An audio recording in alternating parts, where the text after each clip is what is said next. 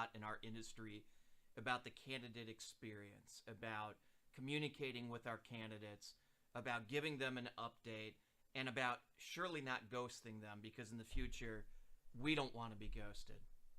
So back in 2019, towards the end of the year, I had spent some time with a candidate specifically for our organization, Qualigence International. And I thought I had closed the loop with that particular candidate. And a number of things must have happened, because I just don't remember not closing the loop. I probably had my assistant at the time to close the loop, but here's the reality of it. No matter what, it's my responsibility, as I was the person that actually interviewed that candidate. So I never heard anything back after not communicating. And then about 4 weeks ago, I received a text from a good friend of mine who happened to run into this individual. And she mentioned, hey, Steve never responded back to me in 2019 when I interviewed her, when we had that conversation. And I was flabbergasted when I got that. I went through all of my records. I literally couldn't find anything about this individual. I vaguely remembered the interview, but for some reason everything was gone. Again, that's relatively irrelevant. But it shows the importance of the candidate experience, whether you're the hiring leader, whether you're the recruiter.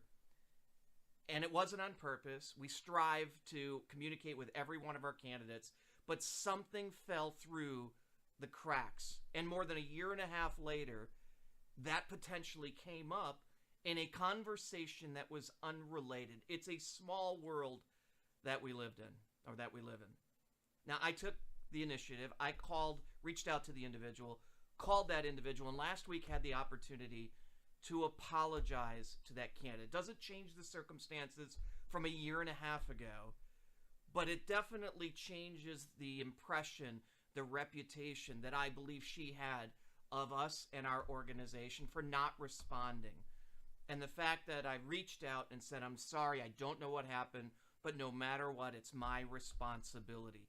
It's not about perfection in the candidate experience.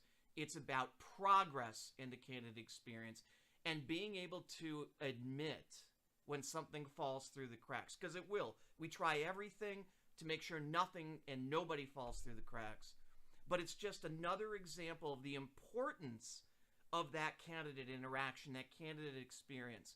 Now, would it have mattered in the long run about our brand, about what we do? Maybe not, but it's irrelevant.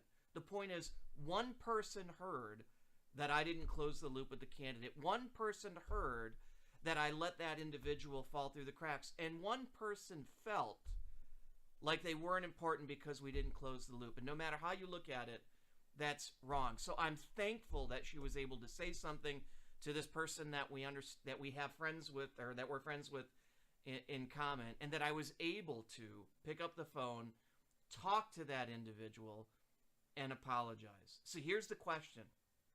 What's the impression? What's the experience you're leaving candidates? Because most of the time, you won't have the same opportunity I had to make it right, or to at least apologize. Think about that in every interaction.